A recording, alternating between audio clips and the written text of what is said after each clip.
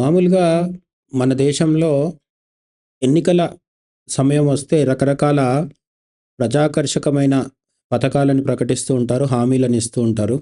వరాలు కురిపిస్తూ ఉంటారు. ఇలాంటి పదాలు, ఇలాంటి వార్తలు, ఇలాంటి పదజాలాలంతా మామూలే. అయితే మన దేశంలో ఆహ్, ఒకప్పుడు రూ.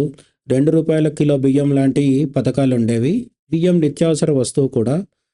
అటువంటివి ఇవ్వడంలో కొంత తప్పు లేదు అని వాదించేవారుండేవారు.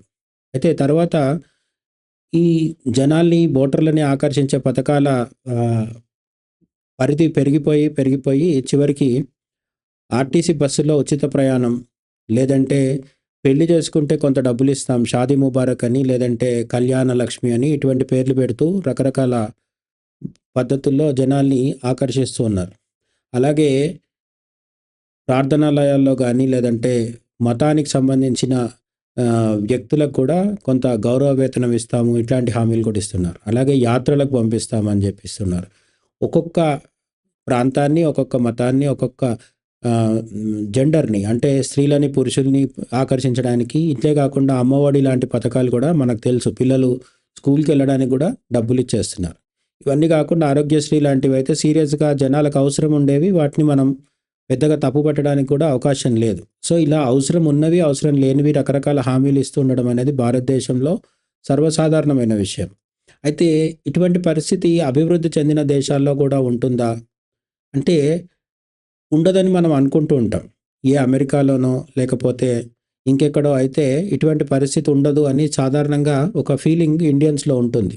కానీ ఈ మధ్య న్యూయార్క్‌కి మేయర్‌గా ఎన్నికైన ఆహ్, భారతీయ మూలాలున్న ఒక వ్యక్తి, ఒక నాయకుడు ఆయన ఏం చెప్తున్నాడంటే న్యూయార్క్‌లో బస్సుల్లో ప్రయాణాన్ని నేను ఉచితంగా ప్రొవైడ్ చేస్తాను అని చెప్పి మన ఢిల్లీలో అరవింద్ కేజ్రీవాల్ సృష్టించిన మాయాజాలం అక్కడ ఆయన కూడా సృష్టించాడనమాట.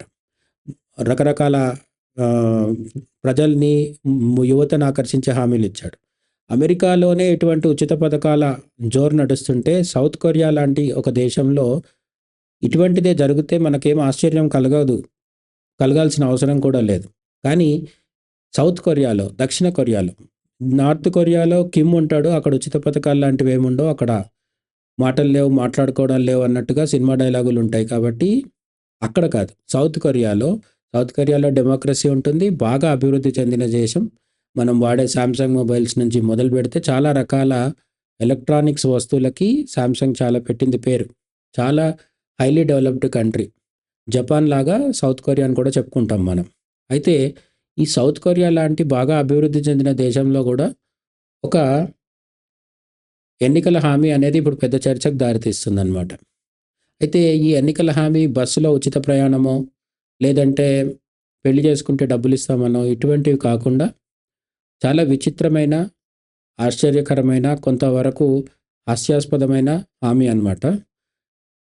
సౌత్ కొరియా ప్రెసిడెంట్ లీ అనే ఆయన ఈ మధ్య లైవ్ స్ట్రీమింగ్‌లో అంటే జనాలందరూ చూస్తున్న లైవ్ మీటింగ్‌లో తన అధికారులను గావచ్చు, మంత్రులను గావచ్చు వీళ్ళందరిని ఉద్దేశించి ఒక ప్రపోజల్ పెట్టాడు. ఏంటి అంటే ప్రభుత్వం ఇచ్చే ఇన్సూరెన్స్ ఏదైతే ఉంటుందో, జాతీయ ఇన్సూరెన్స్ పథకం ఏదైతే ఉంటుందో, అంటే ఇక్కడ మన ఆరోగ్యశ్రీ లాంటిదనే చెప్పుకోవచ్చు. అక్కడ కూడా ఇన్సూరెన్స్ ఉంటుంది. ఆ ఇన్సూరెన్స్‌లో కొన్ని రకాల ప్రమాదకరమైన, ప్రాణాపాయం ఉన్న వంటి ప్రాణాపాయం ఉన్న ఆరోగ్య పరిస్థితులకి, రోగాలకి వీటికి ట్రీట్మెంట్ ఇస్తే ఆ డబ్బులు ప్రభుత్వం పే చేస్తుందనమాట. అంటే ఉదాహరణకి క్యాన్సర్ లాంటివి. కానీ ఈ ప్రెసిడెంట్ జనాల ముందుకి అక్కడున్న మీటింగ్‌లో ఉన్న ఇతర నాయకులు లేదంటే అధికారుల ముందుకు తీసుకొచ్చిన ప్రపోజల్ ఏంటి అంటే, బట్టతల ఉన్న వాళ్ళకి కూడా దీన్ని కలపాలి. దీన్ని ఈ ఇన్సూరెన్స్‌లో కలుపుదాం అని చెప్పాడనమాట. వాళ్ళు స్పందించడం, ఈయన మాట్లాడడం ఇదంతా లైవ్ స్ట్రీమింగ్‌లో ప్రజలందరూ కూడా చూసేశారు. అదృష్టమో, దురదృష్టమో కానీ ఇప్పటివరకు దీని మీద ఇంకా ఫైనల్ నిర్ణయం తీసుకోలేదు. ప్రస్తుతానికి ఇది పెండింగ్‌లో ఉంది సౌత్ కొరియాలో. అసలు ఒక దేశ అధ్యక్షుడు బట్టతల గురించి ఎందుకు మాట్లాడాల్సొచ్చింది అంటే, సౌత్ కొరియాలో ఈ సమస్య ఆ స్థాయికొచ్చిందనమాట. అక్కడ ప్రజలు ముఖ్యంగా ఆహ్, యువత ఎవరైతే ఉన్నారో 20లో, 30ల వయసులో ఉన్నవాళ్ళు 20స్ అండ్ 30స్ ఏజ్‌లో ఉన్నవాళ్ళు, అందులో 98% మంది హెయిర్ లాస్, వెంట్రుకలు ఊడిపోవడం వల్ల, అందం అందంగా కనిపించలేకపోవడం వల్ల కాన్ఫిడెన్స్ లోపించి అది ఉద్యోగ అవకాశాల మీద కావచ్చు, ఇతరత్ర కార్యక్రమాల మీద కావచ్చు, ఇతరత్ర కెరీర్ ఆప్షన్స్ మీద కావచ్చు చాలా దుష్ప్రభావం చూపిస్తుంది అనేది వాళ్ళు ఫీల్ అవుతున్న విషయం అన్నమాట. దాన్ని ఆసరా చేసుకొని 98% మంది ఫీల్ అవుతున్నారు కాబట్టి ఇది బాగా ఓట్లు రాల్చే అంశంగా భావించిన మన సదరు ప్రెసిడెంట్ లీ అనే అతను ఎవరైతే ఉన్నారో ఆయన దీన్ని తీసుకొచ్చి గవర్నమెంట్ దీంట్లో కలిపేద్దామని భావిస్తున్నారనమాట. ఆయన ఆషామాషిగా ఏం చెప్పట్లేదు. సౌత్ కొరియా అనేది మనలాగా 140 కోట్ల జనాభా ఉన్న దేశం కాదు కాబట్టి చాలా చిన్న దేశం, తక్కువ పాపులేషన్ ఉంటుంది. కాబట్టి బాగా డబ్బున్న వాళ్ళు అంటే మనతో పోల్చినప్పుడు, భారతదేశంతో పోల్చినప్పుడు స్టాండర్డ్ ఆఫ్ లివింగ్ బాగా హై ఉంటుంది కాబట్టి వాళ్లకు ఈ బట్టతల సమస్య అనేది చాలా పెద్దది. అంటే డబ్బులు బాగా ఎక్కువైనప్పుడు మామూలుగా కూడా వ్యక్తులను తీసుకుంటే, దేశాలు కాకుండా వ్యక్తులను తీసుకున్నా సరే డబ్బులు ఎక్కువ ఉన్న వ్యక్తికి ఉండే సమస్యలు వేరు, డబ్బులు తక్కువ ఉన్న వ్యక్తికి ఉండే సమస్యలు వేరు. డబ్బులు తక్కువ ఉన్న వాడికి ఉప్మా అనేది సమస్య, కానీ డబ్బులు ఎక్కువైన వాడికి ఉప్మాలో జీడిపప్పు లేకపోవడం సమస్య. అదేవిధంగా ఇప్పుడు సౌత్ కొరియాలో ఉన్న బాగా డబ్బులున్న వాళ్ళందరికీ కెరీర్ మీద ప్రభావం చూపిస్తుంది కాబట్టి బట్టతల అనేది ఒక పెద్ద సమస్యగా మారిపోయిందనమాట. లెక్కల ప్రకారం చూసుకుంటే కూడా పోయిన సంవత్సరంలో 2,40,000 మంది ఇటువంటి హెయిర్ లాస్ ట్రీట్మెంట్స్కి తీసుకున్నారనమాట. తీసుకున్న తర్వాత వాళ్ళకి ఒక 6 నెలల పాటు రకరకాల మెడిసిన్స్ వాడాల్సి వస్తూ ఉంటుంది. ఈ మెడిసిన్స్ వాడుతూ ఉండొచ్చినప్పుడు వాళ్ళకి ఏంటంటే అమెరికన్ డాలర్స్ లెక్క ప్రకారం చూసుకుంటే $135 ఖర్చు అవుతుంది. ఇంత ఖర్చు పెట్టుకొని హెయిర్ లాస్ ట్రీట్మెంట్స్ తీసుకోవడం అనేది వాళ్ళకు భారంగా మారిపోయింది అనేది ప్రభుత్వం మీద వస్తున్న ప్రెషర్.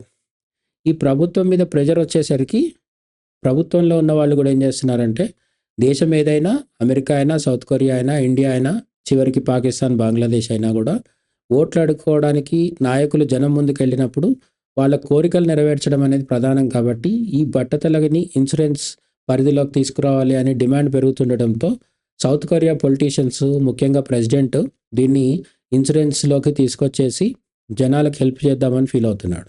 కానీ అట్ ద సేమ్ టైం కొంతమంది బాగా ఆలోచించి సమాజం మేలు కోరుకునే వాళ్ళు కావచ్చు, లేదంటే ప్రెసిడెంట్ని వ్యతిరేకించే వాళ్ళు, పొలిటికల్లీ వ్యతిరేకించే వాళ్ళు కావచ్చు, వీళ్ళందరూ చెప్తుంది ఏంటంటే క్యాన్సర్ లాంటి తీవ్రమైన సమస్యల కోసం పక్కకు తీసిపెట్టిన డబ్బు అంటే ఇన్సూరెన్స్ కోసం పెట్టిన ప్రజాధనాన్ని ఇటువంటి